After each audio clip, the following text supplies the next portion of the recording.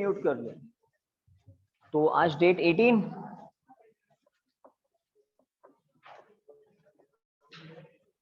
Are वक्रता त्रिज्या व एफ फोकस दूरी में संबंध। तो देखते हैं क्या फॉर्मूला आता है इन दोनों के बीच में। मैंने आपको डायग्राम के लिए कुछ समझा दिया था, डायग्राम आपने बना भी लिया है शायद। देखो डायग्राम बना हुआ है, बिल्कुल ठीक है।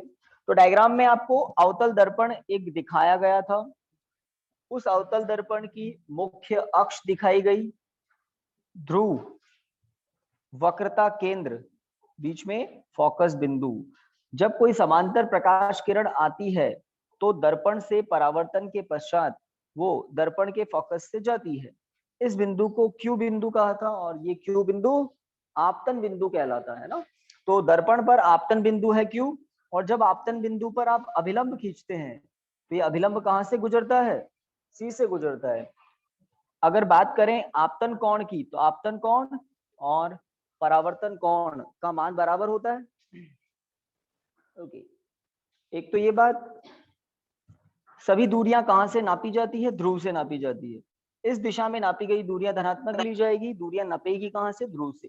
तो अगर इससे लेफ्ट साइड में आप दूरी नाप रहे हैं, ये क्या है? माइनस है, सही बात। इससे लेफ्ट साइड में दूरी नाप रहे हैं तो ये भी क्या है? माइनस है ना। तो वक्रता त्रिज्या ऋणात्मक है, फोकस दूरी भी ऋणात्मक है। किसके लिए?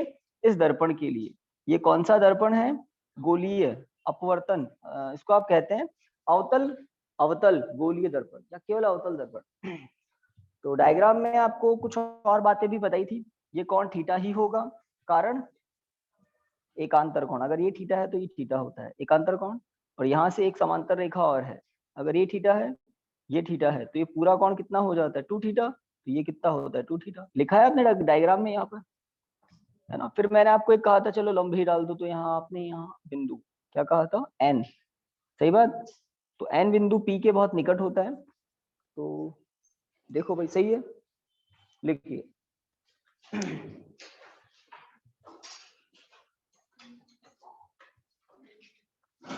मानो मानो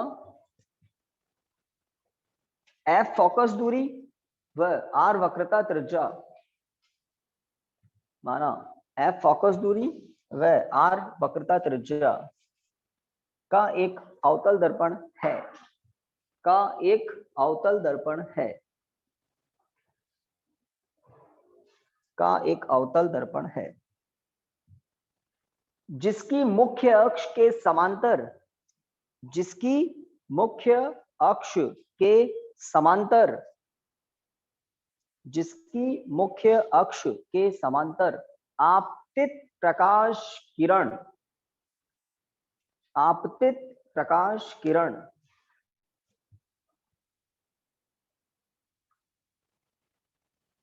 परावर्तन के पश्चात, परावर्तन के पश्चात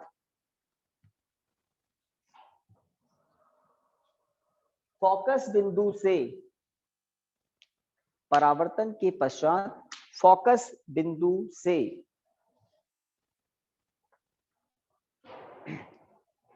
गुजरती है। खड़ी पाई, फोकस बिंदु से गुजरती है। खड़ी पाई। तो हमने दर्पण के बारे में बता दिया, आर वक्रता त्रिज्या, एफ फोकस दूरी। ये आर जो है ना, सेंटीमीटर में होता है, और यहाँ चित्र में आर ऋणात्मक दिखाया है चिन्ह परिपाटी के अनुसार, है ना। तो इस तरह से आर क्या है? कुछ सेंटीमीटर में लंबाई है। एफ क्या है? कुछ सेंटीमीटर में लंबाई है। चित्र में आप चिन्ह सहित दर्शाते हैं चित्र में, क्योंकि ये किरण चित्र है। यहाँ पर आपतित प्रकाश किरण की दिशा है, तो इस दिशा में अगर कोई दूरी होती तो धनात्मक लेते, बट सारी दूरियां इधर ही इधर है, इसलिए ऋणात्मक। चलिए, अब यहाँ पर दो समकोण त्रिभुज आपको दिखाई दे रहे हैं। कौन से दो समकोण त्रिभुज? एक है एफ एन क्यू, एक है C N Q. F N Q, C N Q, ठीक है। तो लिखिए, चित्र से त्रिभुज,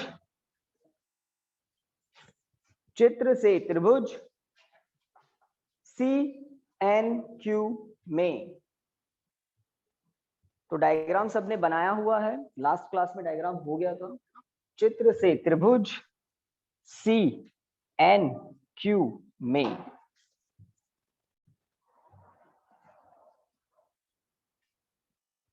थोड़ा पहले देख ले, है ना। अगर मैं tan लूं तो ज्यादा अच्छा रहेगा क्या? tan थीटा बराबर NQ अपॉन CN, सही बात। tan थीटा होता है लंब बटा आधार, ठीक है। तो इसको ऐसे भी कह सकते हैं, tan थीटा बराबर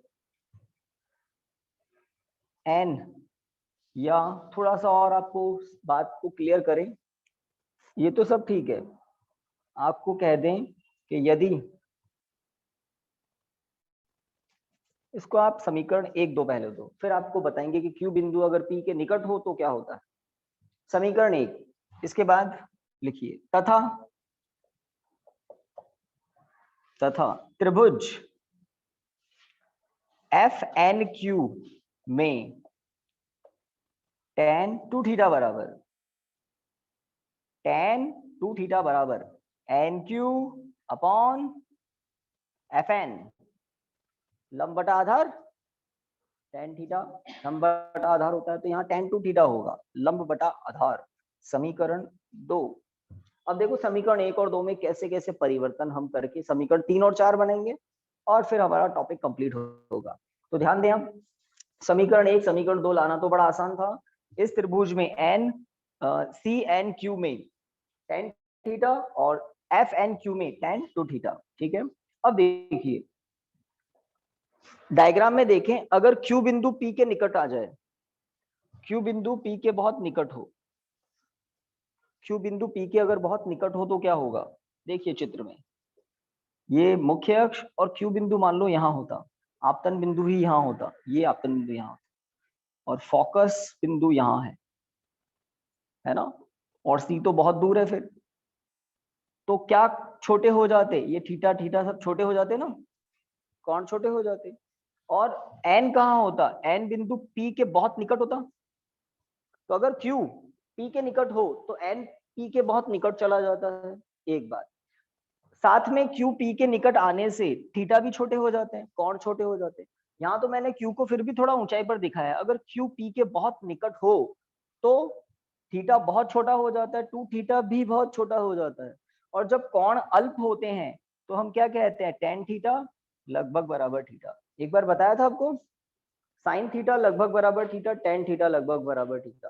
क्योंकि जब आप एक छोटे से कोण के लिए समकोण त्रिभुज बनाते हो तो ये सीधी रेखा चाप का काम करती है और ये दोनों भुजाएं त्रिज्या का काम करती है, और कोण बराबर चाप बटा त्रिज्या होता है। तो ये चाप लंब भी है और ये आधार बेस भी है, लंब और ये आधार, इस तरह से, तो लंब और ये आधार। तो जब आप इस समकोण त्रिभुज में यहाँ 90 डिग्री कह देते हैं तो L बटा बी क्या होता है, tan थीटा। और इस लंब को अगर चाप कह दें और इस दूरी को त्रिज्या कह दे तो चाप बटा त्रिज्या थीटा भी तो होता है। तो tan थीटा लगभग बराबर थीटा हो जाता है, कब, जब कोण अल्प हो। तो यहाँ पर भी एक विशेष स्थिति लेकर चलना पड़ता है। लिखिए, यदि यदि बिंदु Q कॉमा बिंदु P के निकट हो तो,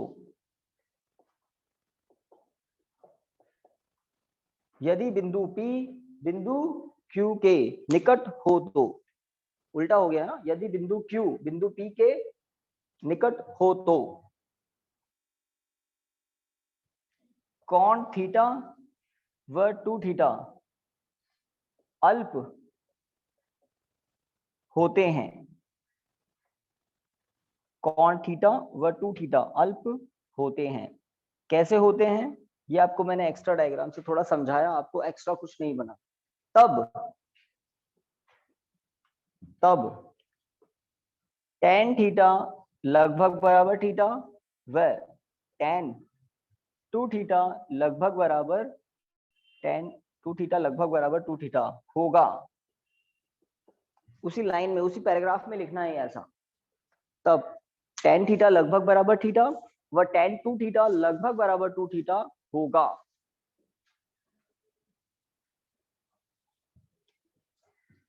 लिख दिया सब। तो ये जानकारी आपको पहले बताई थी, इसलिए अभी वापस पूरी डिटेल में तो नहीं बता रहा। हाँ, समकोण त्रिभुज से एक समीकरण आया, दूसरे समकोण त्रिभुज से दूसरा समीकरण आया। अब पहले और दूसरे समीकरण में क्या परिवर्तन होगा, दोनों तरफ होगा, यहां भी होगा यहां भी होगा। यहाँ पर tan थीटा की जगह आप थीटा लिखेंगे और यहाँ cn की जगह क्या लिखेंगे, cn की जगह क्या लिखेंगे, लगभग बराबर r, क्योंकि n p के बहुत निकट है ना। तो लिखिए तब समीकरण 1 से थीटा बराबर n q बटा r, चूंकि cn लगभग बराबर r, n p के बहुत निकट है, ध्यान दें ना, n बिंदु p के बहुत निकट है, इसलिए हमारे डायग्राम में तो फिर भी थोड़ा गैप है, लेकिन जब q p के निकट होगा तो n भी p के बहुत निकट हो जाए। ओके, इसको आप समीकरण 3 दे सकते हैं, समीकरण 3।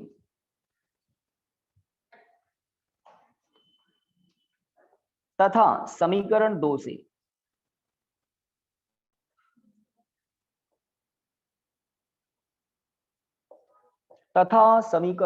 से बताइए क्या, 2 थीटा बराबर, आगे बोलिए, एन क्यू बटा माइनस एफ, कारण भी सामने लिख देते हैं, चूंकि F N capital F capital N लगभग बराबर माइनस एफ, वही एन बिंदु पी बिंदु के बहुत बहुत निकट होगा, तब हम इस दूरी को लगभग बराबर स्मॉल एफ कह देंगे।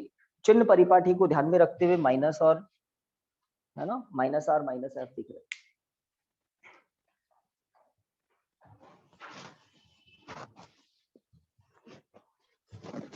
अब देखिए क्या,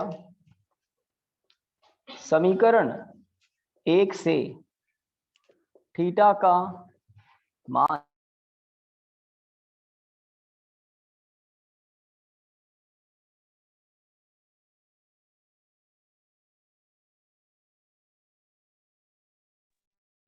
रखने पर क्या मिलेगा, 2 ब्रैकेट एन क्यू अपॉन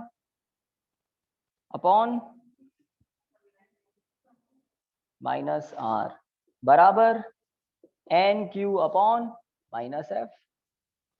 देखो समीकरण 1 से नहीं, हाँ नई नई समीकरण बन गई ना, 3 और 4, 3 से थीटा का मान कहां पर 4 में, तो 3 से थीटा का मान 4 में रख रहे हैं, तो 3 और 4 से, ठीक है कोई दिक्कत नहीं है, ठीक है। थीटा का मान क्या कट रहा है, माइनस से माइनस कट जाएगा, एन क्यू से एन क्यू कट जाएगा, वज्र गुणा हो जाएगा।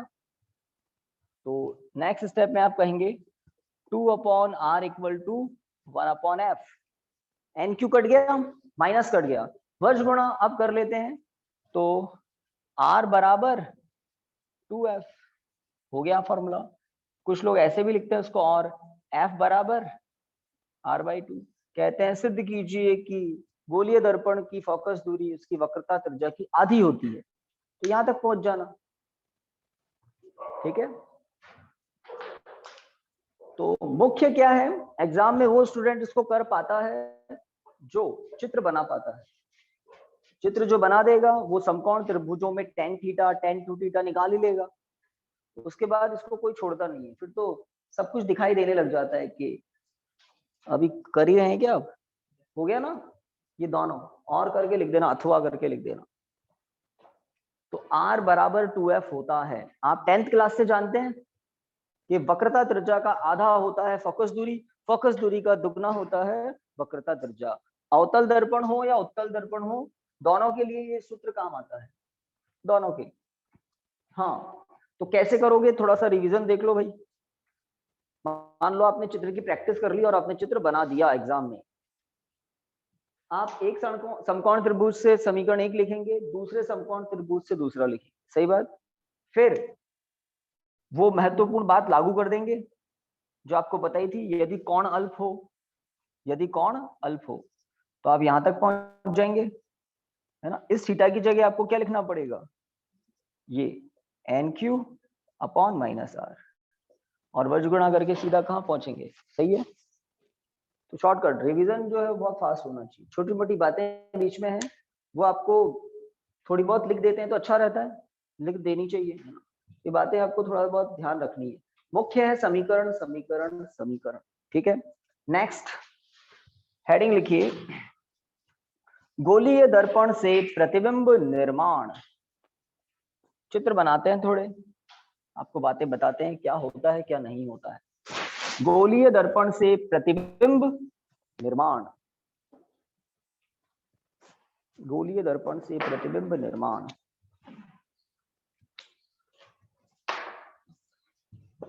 इसको दो भागों में बांटते हैं ना। मुख्य हेडिंग तो आपने लिख दिया, पहला हेडिंग अवतल दर्पण से,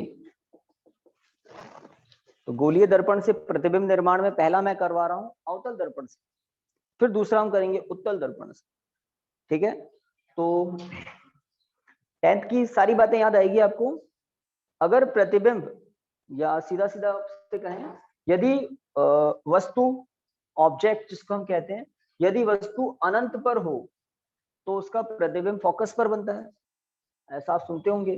तो पहला, यदि अवतल दर्पण से वस्तु कहां पर है, अनंत पर है, बहुत बहुत दूर है, तो अनंत पर स्थित वस्तु से कैसी प्रकाश किरणें आती है, समांतर। अगर कोई वस्तु कहां पर है, अनंत पर है, तो अनंत से कैसी प्रकाश किरणें आती है, परस्पर समांतर। और समांतर किरणें कहां पर फोकसित होती है, कहां पर एक दूसरे को काटती है, फोकस पर। और वहां पर कैसा प्रतिबिंब बनता है, बिंदु, उल्टा, वास्तविक। तो कहां बनता है, फोकस पर बनता है। कैसा बनता है, आकार में कैसा होता है, लघु, बिंदु आकार का। वास्तविक होता है क्योंकि वास्तव में काटती है प्रकाश किरणें। उल्टा हो गया ये है ना, वास्तविक प्रकाश किरणें पहुंच रही है इसलिए वास्तविक होता है। तो चार चीजें हम बताएंगे, कहां बनता है, आकार कैसा होता है, उल्टा होता है या सीधा होता है, वास्तविक होता है या आभासी होता है। तो नीचे से जो प्रकाश, ऊपर से जो प्रकाश किरण आ रही है वो नीचे जाएगी, नीचे से जो प्रकाश किरण चल रही है वो परावर्तन के बाद ऊपर जाएगी। इसलिए ये बिंदु प्रतिबिंब जो बनेगा उसको कहते हैं उल्टा होगा, वास्तविक होगा, फोकस पर होगा, बिंदुवत होगा। एक और बात पहले देख लें, यदि अवतल दर्पण के सी से परे कोई वस्तु रखी हो, सी समझते हैं ना, वक्रता केंद्र, ये आर, ये पी है, ये एफ है और ये सी है। यदि अवतल दर्पण के सी से पीछे कोई वस्तु रखी है तो प्रतिबिंब कहां बनेगा। तो प्रतिबिंब बनाने के लिए चार प्रकाश किरणें काम में ले सकते हैं, चार में से दो ज्यादा काम की है। तो देखिए मैं कौन सी दो प्रकाश किरणें लेकर प्रतिबिंब बनाऊंगा। तो दो तो लेनी ही पड़ती है। जैसे मुख्य अक्ष के समांतर जो प्रकाश किरण आ रही है वो परावर्तन के पश्चात फोकस से जाएगी, ये परावर्तित प्रकाश किरण। ये मान लो ए बी कोई वस्तु है, ए बी है वस्तु, ठीक है। पहले ये ए बी कहाँ थी, अनंत पर, तो उसका प्रतिबिंब बिंदुवत बन रहा था फोकस पर। अब एक और प्रकाश किरण, प्रतिबिंब निर्माण के लिए न्यूनतम दो प्रकाश किरणें लेनी पड़ती है। एक तो मैंने ले ली समांतर आने वाली। अगर कोई प्रकाश किरण, दूसरी की बात कर रहा हूं अब मैं, अगर कोई प्रकाश किरण सीधे ही दर्पण के ध्रुव पर आपतित होती है तो वो परावर्तन के पश्चात समान कोण बनाती भी जाती है। किससे समान कोण बनाती है, मुख्य अक्ष से। मुख्य अक्ष किसका काम करता है, अभिलंब का। आपतन बिंदु अगर ध्रुव है, देखो प्रकाश किरण कहां पे आ रही है, ध्रुव पर, तो ध्रुव पर आपतन बिंदु है, तो अभिलंब कौन होगा, खुद मुख्य अक्ष क्या हो जाएगा, अभिलंब। तो अभिलंब से समान कोण बनाती भी जाएगी। तो यहाँ अगर कोण थीटा है तो यहाँ भी थीटा होगा। और दोनों परावर्तित किरणें एक दूसरे को जहां काटती है वहां बनता है प्रतिबिंब, किसका, वस्तु का प्रतिबिंब। तो यहाँ पर बिंदु ए का प्रतिबिंब ए डैश और यहाँ पर बी का प्रतिबिंब बी डैश, और ये पूरी वस्तु है ना। तो हर बिंदु से प्रकाश किरणें आती है और अपने अपने बिंदु के प्रतिबिंब का निर्माण करती है। हम सुविधा के लिए सबसे ऊपर वाले सिरे से ले लेते हैं प्रकाश किरणें और सबसे ऊपर वाले सिरे को दिखा देते हैं और फिर डाल देते हैं मुख्य अक्ष पर लंब और पूरा प्रतिबिंब दिखा देते हैं। वास्तव में क्या होता है, हर बिंदु से प्रकाश किरणें आती है और अपने अपने बिंदु का प्रतिबिंब बनाती है, इस तरह से। तो प्रतिबिंब आकार में छोटा है, सी और एफ के बीच में है, वास्तविक है, उल्टा है। उल्टे प्रतिबिंब वास्तविक हुआ करते हैं, वास्तविक प्रतिबिंब उल्टे हुआ करते हैं, ठीक है। तो वास्तव में प्रकाश किरणें काट रही है इसलिए वास्तविक। ये था दूसरा डायग्राम। अब तीसरा आपको दिखा देता हूं। पहले देखिए, अगर वस्तु सी पर आ जाए प्रतिबिंब भी सी पर आ जाएगा। तो वही बातें, और ये काम की बातें हैं, सब कुछ आपको पता होनी चाहिए। अगर वस्तु दर्पण के सी पर हो, मान लेते हैं यही है सी और बीच में होगा एफ और यहाँ पर है पी, तो समांतर आने वाली प्रकाश किरण फोकस से जाएगी और जो सब प्रकाश किरण सीधे ध्रुव पर आपतित होती है वो समान कोण बनाती हुई चली जाएगी। सही बात, समान कोण बनाती हुई चली जाएगी। तो पहले से मैं, क्योंकि हम जानते हैं जब वस्तु सी पर है तो प्रतिबिंब सी पर बनता है और समान आकार का बनता है, तो पहले से हम सोचते हुए समझते हुए इस तरह से प्रकाश किरणों को मिला रहे हैं। ये देख रहे हो ना, दोनों परावर्तित प्रकाश किरणें कहाँ मिल रही है, जहां मिल रही है वहां बनेगा प्रतिबिंब ए डैश बी डैश, किसका, ए बी का। तो ये ए बी वस्तु है और ए डैश बी डैश इसका प्रतिबिंब है। समान स्थान पर बनता है, मतलब सी पर अगर वस्तु है तो प्रतिबिंब भी सी पर ही बनता है, वास्तविक होता है, उल्टा होता है, आकार में समान होता है। चौथी स्थिति, तो मतलब जैसे जैसे वस्तु अनंत से दर्पण की तरफ आती है उसका प्रतिबिंब दूर जाता जाता है। कहां से, एफ से निकलता है और दूर जाता है, दूर जाता है। देखो एफ पर था, अब ये एफ से इधर आ गया, अब ये सी तक पहुंच गया, अब सी के परे चला जाएगा। कब, जब आप वस्तु को कहां लेंगे, सी और एफ के बीच में, समझ गए, सी और एफ के बीच में। जैसे ये सी है, ये एफ है और ये पी है। वस्तु को अगर यहां मान लें, हमेशा की तरह मान लिया ए बी कोई वस्तु है, तो ए बी वस्तु का प्रतिबिंब बनाएगा अवतल दर्पण। कैसे, तो हम एक समांतर प्रकाश किरण लेते हैं जो परावर्तन के पश्चात फोकस से जाएगी और वो प्रकाश किरण जो सीधे ध्रुव पर आपतित होती है वो समान कोण बनाती हुई परावर्तित होती है, समान कोण बनाती हुई। तो इस तरह से समान कोण बनाती हुई मैंने इस प्रकाश किरण को दिखाया, और जो सीधा ध्रुव पर जो समांतर आ रही थी वो फोकस से जाती है। दोनों प्रकाश किरणें एक दूसरे को जहां प्रतिच्छेद करेगी वहां बनेगा प्रतिबिंब, है ना। ये लीजिए यहाँ प्रतिच्छेद कर रही है तो प्रतिबिंब बना, और कैसा बना, आकार में बड़ा, सी से परे, है ना, यहाँ पर। तो ये होगा बी डैश और ये होगा ए डैश। तो प्रतिबिंब सी से परे है, आकार में बड़ा है, ठीक है। तो प्रकाश की जो किरणें हैं वो कहाँ प्रतिच्छेद होती है उस पर निर्भर करता है प्रतिबिंब कहाँ बनेगा। एक और स्थिति, अगर वस्तु एफ पर हो जाए तो प्रतिबिंब अनंत पर चला जाएगा। पांचवी स्थिति, है ना, दर्पण के फोकस बिंदु पर अगर प्रतिबिंब है, ये लीजिए यहाँ पर फोकस बिंदु पर प्रतिबिंब है, ये फोकस बिंदु, और यहाँ पर है सी, समांतर प्रकाश किरण आई, कहां से जाएगी, ये फोकस से ही जाएगी, ये चली गई, ठीक है। जो प्रकाश किरण दर्पण के ध्रुव पर आपतित होगी, हमेशा हमें दो प्रकाश किरणें लेनी है, प्रतिबिंब को बनाना है तो दो प्रकाश किरणें आपतित करानी पड़ेगी, एक समांतर और एक ध्रुव पर। तो ये समांतर ध्रुव पर जो प्रकाश किरण आपतित हुई, ये ध्रुव ये मुख्य अक्ष से समान कोण बनाती हुई परावर्तित हो जाएगी। इन दोनों परावर्तित प्रकाश किरणों को आप देखें तो ये एक दूसरे के कैसे है, समांतर है। तो कहाँ प्रतिच्छेद करती है, कहते हैं अनंत पर। दो समांतर प्रकाश किरणें परस्पर अनंत पर प्रतिच्छेद करती है। तो उल्टा हो गया ना इसका, अगर वस्तु अनंत पर थी तो प्रतिबिंब एफ पर था, अगर वस्तु एफ पर है तो प्रतिबिंब अनंत पर बनेगा। ये प्रकाश किरणें वास्तव में अनंत की तरफ जा रही है तो हम कहते हैं प्रतिबिंब वास्तविक होगा, बहुत बड़ा होगा, बहुत दूर बनेगा, बहुत बड़ा होगा, और अनंत पर होगा, और उल्टा होगा, वास्तविक है तो उल्टा होगा। कोई चार चीजें। लास्ट, अगर वस्तु, अब कहां लाएं, एफ और पी के बीच, है ना। अब वस्तु को अगर हम दर्पण के एफ और पी के बीच पहुंचा दें, मुख्य अक्ष ये एफ, ये पी, और ये वो वस्तु, अब प्रतिबिंब बनाने के लिए वही प्रोग्राम, समांतर प्रकाश किरण आएगी तो परावर्तन के पश्चात कहां से जाएगी, फोकस से जाएगी। जो प्रकाश किरण सीधा ध्रुव पर आपतित होगी वो समान कोण बनाती हुई परावर्तित होगी। तो अगर कोई प्रेक्षक इन दोनों प्रकाश किरणों के आने की दिशा में यहाँ है तो उसको ए बी का बड़ा प्रतिबिंब दिखेगा, किधर, पीछे। तो इन रेखाओं को थोड़ा पीछे बढ़ा दे, डॉट डॉट, जहां आभासी प्रोग्राम होता है ना, आभासी, वहां डॉटेड लाइंस यूज लेते हैं। तो ये मैंने पीछे बढ़ाने की कोशिश की, और ये दोनों प्रकाश किरणें किसी एक जगह से आती हुई दिख रही है, किसको? प्रेक्षक को, ये डॉटेड लाइन। तो ये है ए डैश और ये है बी डैश। तो ए डैश बी डैश दिखाई देगा, ए बी तो दिख ही रहा है प्रेक्षक को, लेकिन दर्पण में क्या दिखेगा? इस प्रेक्षक को दर्पण में ए डैश बी डैश दिखेगा, बड़ा दिखेगा, आभासी दिखेगा, आभासी है तो सीधा भी दिखेगा, है ना। तो इस तरह से आभासी प्रतिबिंब दिखाई देते हैं।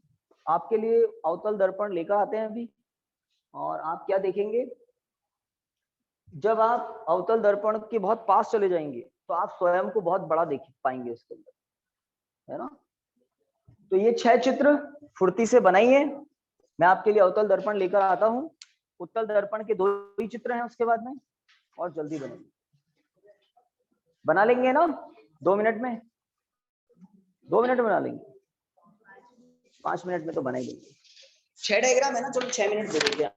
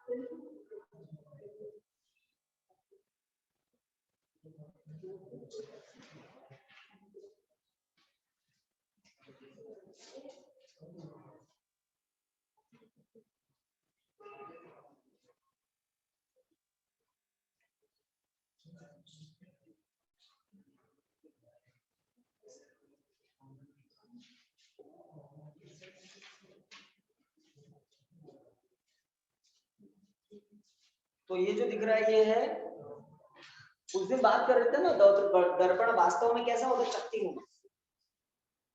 घर वालों जो बच्चे उनको भी दिख रहा होगा, क्या पता, है ना। तो हाँ, घर से जो है भाई बता दे, कुछ दिख रहा है? जल्दी जल्दी जल्दी बोलो, टाइम नहीं लगाएं। जी सर, दिख रहा है। दिख रहा है। साइड से हम देखते हैं ना, तो ये क्या दिखता है? एक एज, किनार दिखती है इसकी, वास्तव में पूरा चकतीनुमा है ये, है ना। अब यहाँ पर जो है वो अपने आप को देखना, ये वाली स्थिति पे देखना, ए बी की जगह आप स्वयं होंगे और आप स्वयं को सीधा देख पाएंगे। अगर आप दूर कर देंगे दर्पण को स्वयं से दूर, तो आप उल्टा देख पाएंगे खुद को, बहुत दूर कर देंगे। उल्टा दिख रहा है मुझे बहुत कुछ, पास लाऊंगा बहुत बड़ा दिखेगा। देखो पहले तो देखो, उल्टा दिख रहा है कुछ, हाँ अब बड़ा देखो, देखो डर गए। पहले उल्टा देखो, देखो आप तो सभी एक साथ ही देख लोगे, इधर देख रहा है कुछ उल्टा?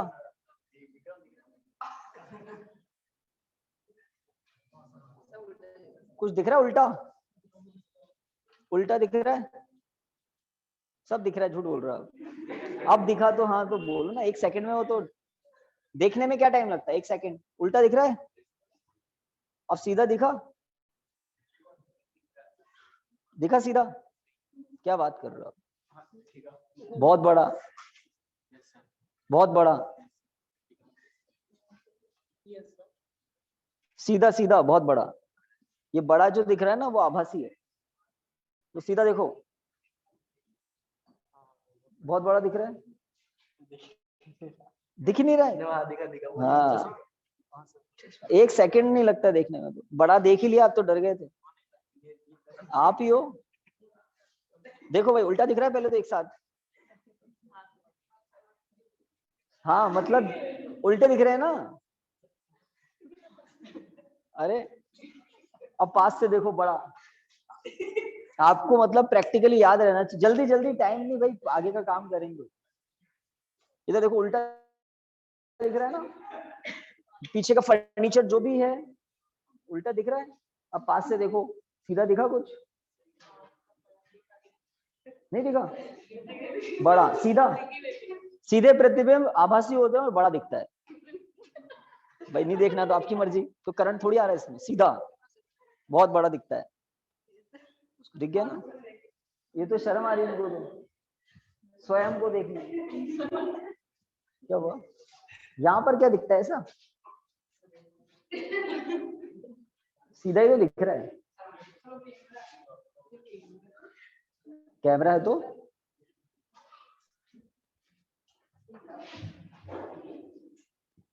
चलिए, कितने सब बन गए ना?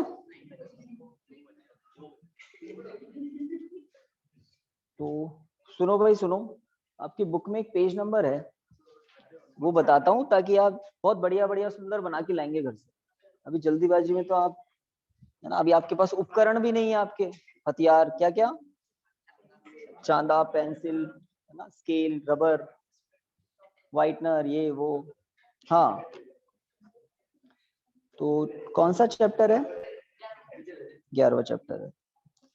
पेज नंबर लिखो अपने अपने इस टॉपिक के। यहाँ पर आपकी बुक में ये है, लेंसों के लिए भी चित्र दे रखे हैं, दर्पणों के लिए भी। 251 पेज पर है, ये सारे चित्र हैं, पेज नंबर 251। ठीक है, तो मैं इन सभी को मिटाकर अवतल, ये तो अवतल के हैं, इन सभी को मिटाकर उत्तल दर्पण के लिए दो चित्र और बता रहा हूं, दो ही होते हैं, फिर हम आगे बढ़ेंगे। ठीक है, तो 251 पेज पर आप आराम से बना लें। यहाँ पर देख तो लिया आपने, बात समझ तो लिया आपने कि कैसी प्रकृति होती है और कैसी आकृति होती है। दो ही चीजें होती है, प्रकृति और आकृति, प्रकृति और आकृति। चलिए, एक चीज और होती है स्थिति, स्थिति, प्रकृति और आकृति। तो कहां पर स्थिति है, कहां पर क्या प्रकृति है और क्या आकृति है? प्रकृति में दो चीजें होती है, वास्तविक है या आभासी है ये बताते हैं, उल्टा है या सीधा है ये बताते हैं। ये दोनों चीजें मिलकर प्रकृति होती है, उल्टा है या सीधा है, वास्तविक है या आभासी है। और स्थिति तो स्थिति होती है, कहाँ है, और आकार छोटा है या बड़ा है ये बताते हैं। तो स्थिति, प्रकृति, आकृति हमें प्रतिबिंब की देख ली कि कब कहाँ होगी। जैसे आपसे ये सब हटा दूं और कहूं कि वस्तु सी से पीछे है, प्रतिबिंब कहाँ होगा? सी और एफ के बीच में। कैसा होगा? थोड़ा छोटा होगा। अगर कब वस्तु सी से पीछे हो, वस्तु सी से पीछे हो, जैसे ये वाला, अगर आपसे कह दें वस्तु सी और एफ के बीच में है, तो वस्तु सी और एफ के बीच में है तो प्रतिबिंब सी से परे होगा, आकार में बड़ा होगा, उल्टा होगा, वास्तविक होगा। बस ये जानकारी देनी थी आपको इन चित्रों को दिखाकर। तो अवतल दर्पण के बाद नंबर लेते हैं उत्तल दर्पण से प्रतिबिंब निर्माण कैसा होता है। देखें उत्तल दर्पण, देखें कैसे प्रतिबिंब बनते हैं। तो अब ये आपको 251 पेज नंबर पर देखना है और फटाफट बनाना है। घर पर तो आप ऐसे भी होशियार हो जाते ही, अच्छी अच्छी राइटिंग में बनाना। तो देखिए, बिल्कुल जमा जमा के बढ़िया बनाना, यही कह रहा हूं। उत्तल दर्पण कुछ ऐसा दर्पण होता है, पहली बात उत्तल है ना, ये इसकी मुख्य अक्ष, ये इसका ध्रुव, सी और एफ कहां होगा? पीछे, बिल्कुल सही है ना भाई। दर्पण का वक्रता केंद्र पीछे ही होगा और पी और सी के बीच में कहीं एफ होगा। अगर कोई वस्तु अनंत पर है तो अनंत पर स्थित वस्तु से प्रकाश किरणें कैसी आती है? समांतर। ये तो मुख्य अक्ष है ना, तो अनंत पर स्थित वस्तु से प्रकाश किरणें समांतर आती है, ये अनंत से आ रही है, ये भी प्रकाश किरण अनंत से आ रही है। ठीक है, तो अब परावर्तन के बाद फोकस बिंदु से आती हुई प्रतीत होती है। तो यहां से प्रकाश की किरणें इस तरह से निकलेगी कि प्रेक्षक को क्या लगेगा, वो कहां से आ रही है? फोकस से। यहां से भी प्रकाश किरण इस तरह से जाएगी कि प्रेक्षक को क्या लगेगा कि वो फोकस से आ रही है, फोकस बिंदु से होती हुई आ रही है। ठीक है, तो प्रतिबिंब कहां पर है? प्रेक्षक को जहां से आती हुई प्रतीत हो रही है वही प्रतिबिंब है। तो प्रतिबिंब F पर है, आभासी है। ऊपर वाली प्रकाश किरण ऊपर ही है, नीचे वाली प्रकाश किरण नीचे ही है, साइड चेंज नहीं हुई, इसलिए इस प्रतिबिंब को सीधा प्रतिबिंब कहते हैं, आभासी प्रतिबिंब कहते हैं, बिंदुवत प्रतिबिंब कहते हैं। F पर तो है ही। जो चित्र आपने बाकी देखे थे, साइड चेंज हो रही थी, ऊपर से प्रकाश किरण आके नीचे जा रही थी, साइड चेंज होते ही इसका मतलब उल्टा प्रतिबिंब होगा। उल्टे प्रतिबिंब कैसे होते हैं? वास्तविक। सीधे प्रतिबिंब आभासी प्रतिबिंब होते हैं। पहला चित्र। अगर वस्तु अनंत पर नहीं हो तो कहां होगी? कहीं पास में। यहाँ तो C और F कुछ होते ही नहीं है, तो दो ही स्थितियां होती है, एक तो वस्तु अनंत पर हो और एक अनंत पर नहीं हो। तो अनंत पर नहीं होगी तो दिखेगी आसपास। देखिए, वही उत्तल दर्पण, वही मुख्य अक्ष, यहाँ पर ये मैंने वस्तु दिखा दी। अब ये वस्तु अनंत पर नहीं है, तो उत्तल दर्पण की स्थिति में दो ही केस होते हैं, एक तो वस्तु अनंत पर है और अब वस्तु अनंत पर नहीं है, बस दो ही केस होते हैं। अब प्रतिबिंब निर्माण के लिए तो आप जानते ही हो, अगर वस्तु दिख रही है तो प्रतिबिंब निर्माण के लिए दो प्रकाश किरणें काम में लेते हैं। एक जो मुख्य अक्ष के समांतर आ रही है, एक वो जो सीधा किस पर आपतित होती है? दर्पण के ध्रुव पर। तो जो प्रकाश किरण मुख्य अक्ष पर आपतित होती है वो परावर्तन के पश्चात कहां से आती हुई प्रतीत होती है? दर्पण के फोकस से। और जो प्रकाश किरण ध्रुव पर आपतित हो रही है वो ध्रुव से समान कोण बनाती हुई परावर्तित हो जाती है, ध्रुव से समान कोण बनाती हुई परावर्तित होती है। तो अगर कोई प्रेक्षक इन प्रकाश किरणों को देख रहा है तो ये प्रकाश किरण इस प्रेक्षक के लिए कहां से आती हुई दिख रही है? दर्पण के पीछे से। तो ये दोनों प्रकाश किरणें एक दूसरे को जहां काटती हुई प्रतीत होती है वहां बनता है प्रतिबिंब। तो यहां हमने ए बी लिखा है, तो यहाँ पर ए डैश और बी डैश। तो ए डैश बी डैश छोटा है, सीधा है, आभासी है, और कहाँ है? एफ और पी के बीच में, दर्पण के ध्रुव और फोकस बिंदु के बीच में। तो हमारे जो व्हीकल्स होते हैं, गाड़ियां होती है, उनके जो साइड ग्लास होते हैं, साइड ग्लास वो उत्तल दर्पण ही होते हैं, क्योंकि आप जब पीछे के दृश्य देखते हैं, कोई गाड़ी आ रही है नहीं आ रही, तो वो छोटी दिखाई देती है, तो आभास हो जाता है कि दूर होगी। तो छोटा दिख रहा है तो ऐसा लगता है दूर होगा, वास्तव में तो पास ही होता है वो। तो छोटे दिखाई देते हैं ताकि ज्यादा से ज्यादा पीछे का दृश्य कवर कर पाए वो दर्पण। उत्तल इसीलिए लेते हैं, एक तो सीधा दिखे, छोटा दिखे, ताकि ज्यादा से ज्यादा पीछे का सिनेरियो कवर कर पाए। तो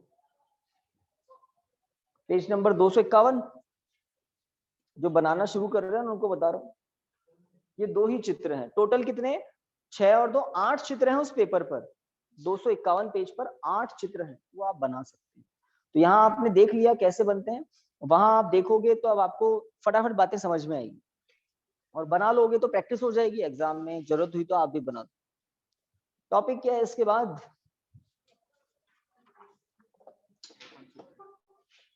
दर्पण समीकरण। दर्पण समीकरण है ना, तो आपको दर्पण समीकरण व्युत्पत्त कराते हैं। शायद याद आ गया होगा नाम सुनते ही, 1/f बराबर 1/v प्लस 1/u, ये होती है दर्पण समीकरण।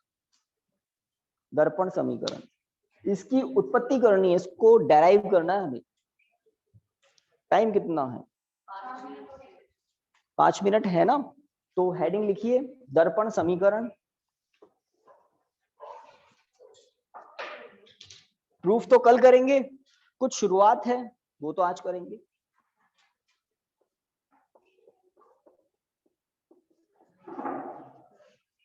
तो हेडिंग लिख दें दर्पण समीकरण। तो ये एक बड़ा टॉपिक है और बड़ा काम का भी है। तो आज हमने दो काम तो कर लिए। पहला, दर्पण की फोकस दूरी और वक्रता त्रिज्या में संबंध व्युत्पत्त कर लिया। दूसरा, कुछ किरण चित्र होते हैं उत्तल और अवतल दर्पण से संबंधित, वो जितने भी होते हैं सारे बता दिए। 8 है, 6 अवतल के हैं और 2 उत्तल के हैं। अब नंबर आता है किसका? इसका। हेडिंग लिखना है आपको दर्पण समीकरण। लिख दिया? क्या है दर्पण समीकरण? तो कोई पूछ ले क्या है दर्पण समीकरण, तो आप कहेंगे किसी गोलीय दर्पण की वस्तु बिंब दूरी, प्रतिबिंब दूरी तथा फोकस दूरी में संबंध दर्पण समीकरण कहलाता। लिखिए, किसी गोलीय दर्पण गोलीय दर्पण कितने प्रकार के होते हैं? 2, उत्तल और अवतल, है ना। लिखिए, किसी गोलीय दर्पण की बिंब दूरी ब्रैकेट में u, बिंब दूरी ब्रैकेट में u, कॉमा, प्रतिबिंब दूरी ब्रैकेट में v, सही बात है, स्मॉल v है ना, तथा दर्पण की फोकस दूरी ब्रैकेट में स्मॉल f के मध्य संबंध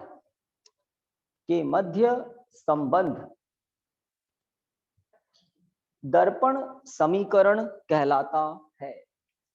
के मध्य संबंध दर्पण समीकरण कहलाता है,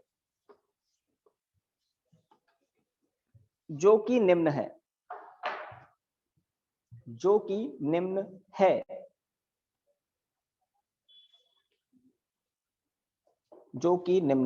1/f बराबर 1/v प्लस 1/u। तो हम कल आते ही इस सूत्र की व्युत्पत्ति करेंगे, डेरिवेशन करेंगे, चित्र बनाकर, किरण चित्र बनाकर, है ना। तो कल हम इसका प्रूव करना शुरू कर देंगे, डायग्राम बना। कल छुट्टी नहीं है? हाँ, सेम टाइम है ना, नो चेंज, 4 बजे मतलब 4 बजे, ठीक है ना। स्कूल की तो छुट्टियां होगी मे बी। Thank you.